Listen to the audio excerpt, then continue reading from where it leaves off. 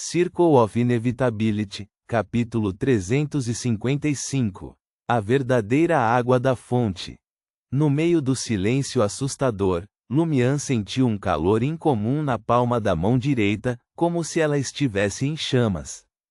Rapidamente, ele tirou as luvas de boxe e inspecionou a palma da mão.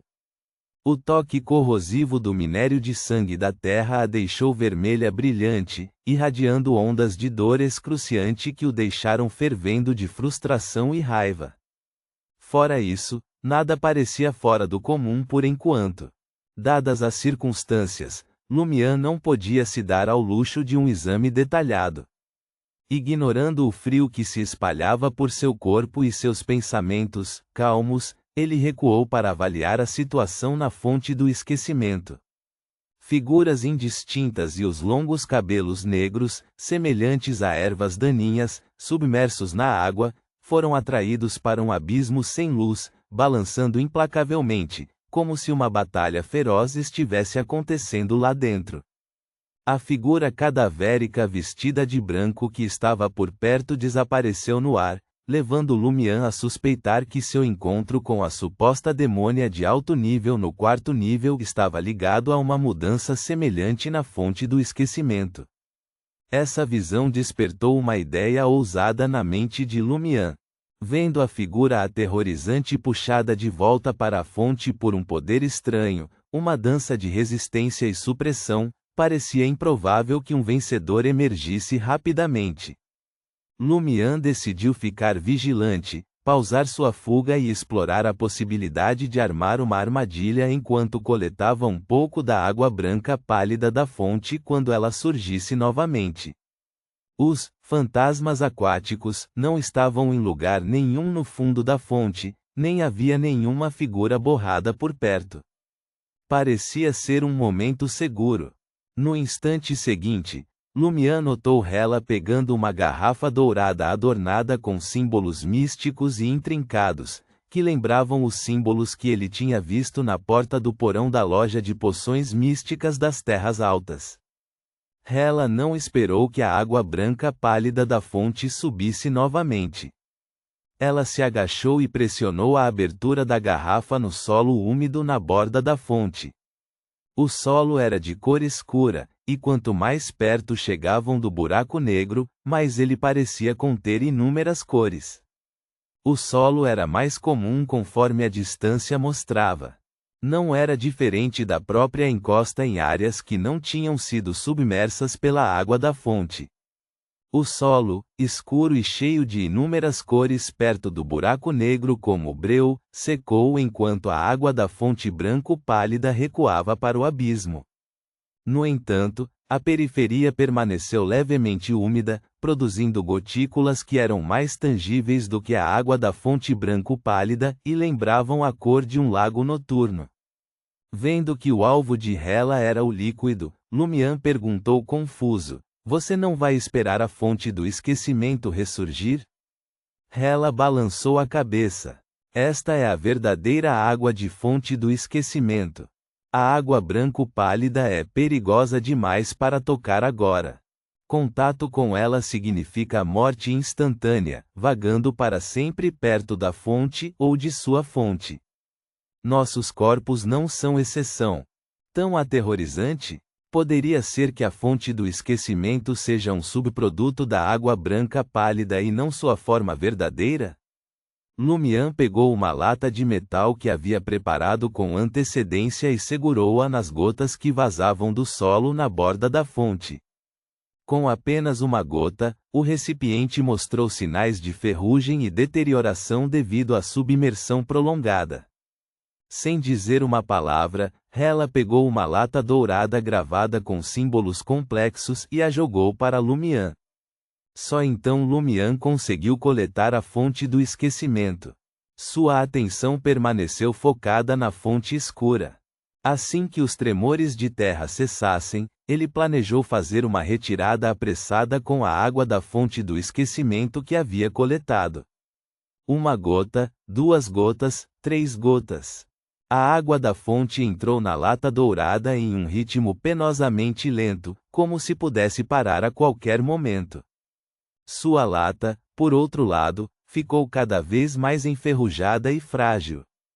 Lumian observou o progresso lento, preocupado que a água branca e pálida da fonte pudesse surgir novamente.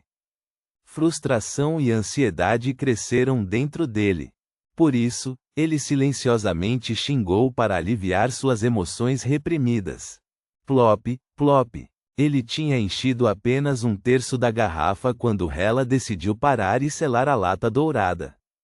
Não devo ser ganancioso, Lumian advertiu a si mesmo, encerrando a coleção de fonte do esquecimento com Hela.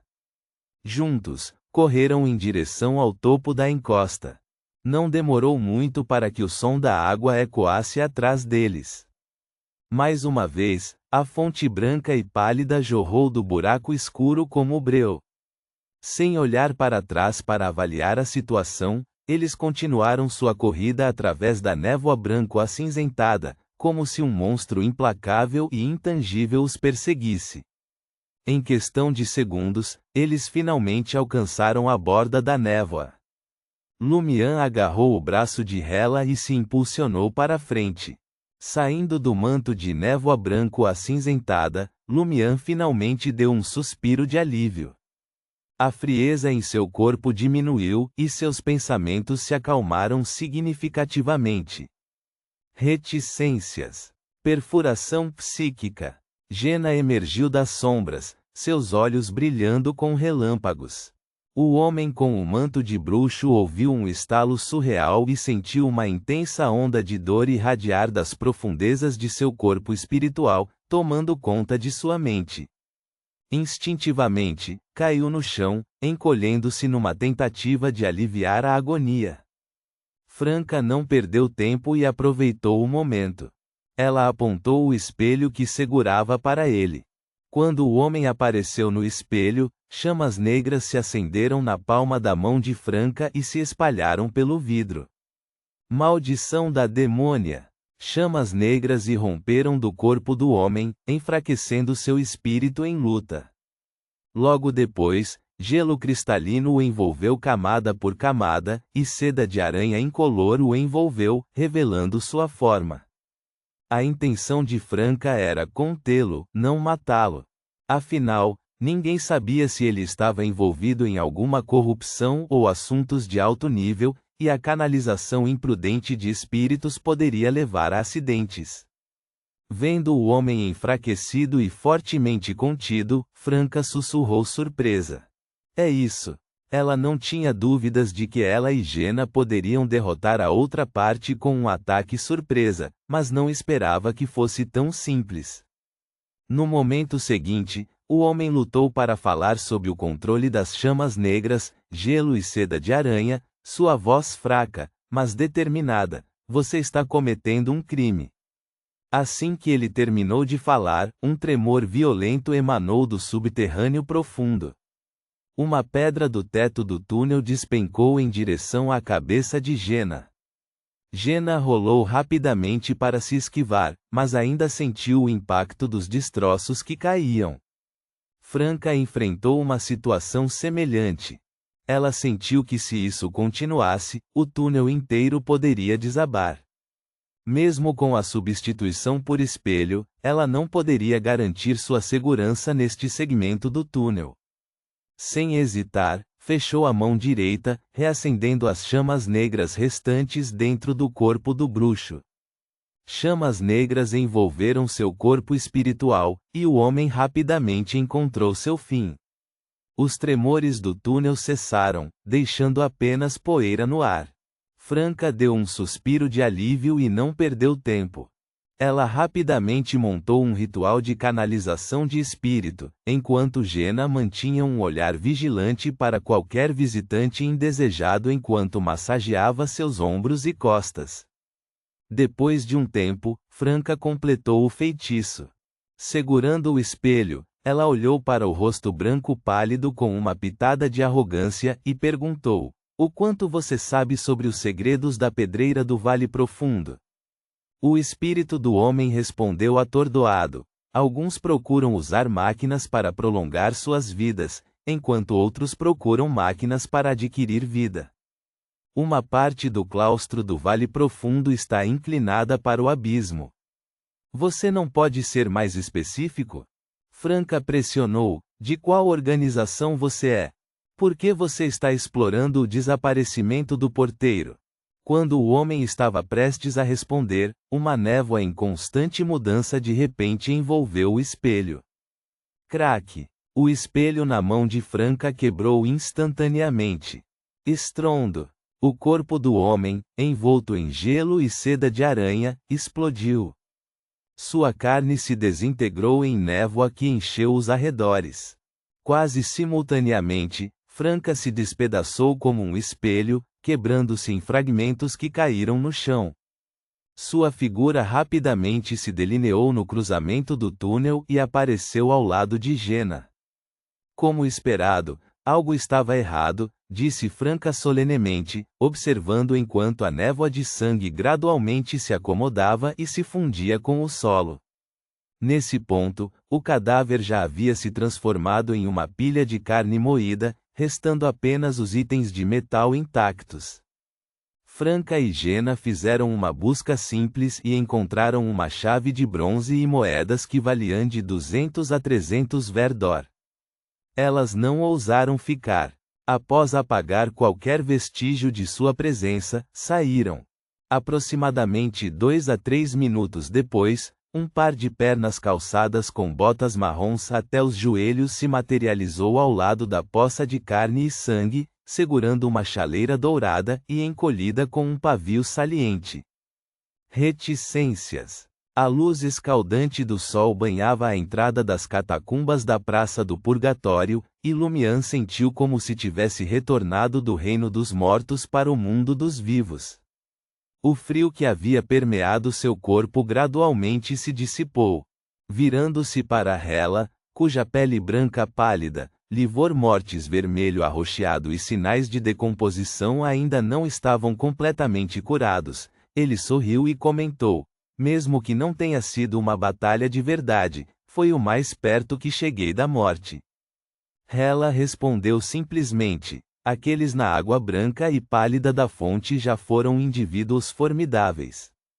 Enquanto Lumian caminhava até a beira da praça, ele perguntou casualmente: qual é o propósito da fonte do esquecimento? Você não pode realmente usá-la para esquecer o passado e a dor, pode? Hela balançou a cabeça.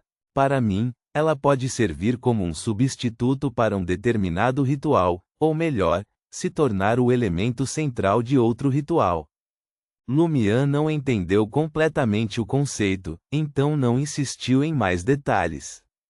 Logo, porém, percebeu que o frio residual em seu corpo e pensamentos não havia desaparecido completamente só porque ele havia deixado as catacumbas. Embora a maior parte tivesse se dissipado, parecia permanecer dentro dele, ressurgindo gradualmente à medida que a noite caía. A anormalidade em nossos corpos ainda está presente, Lumian lembrou Hela com um tom solene. Hela assentiu. Eu tenho uma solução. Quem te deu a tarefa de obter a água da fonte também deve ter uma solução.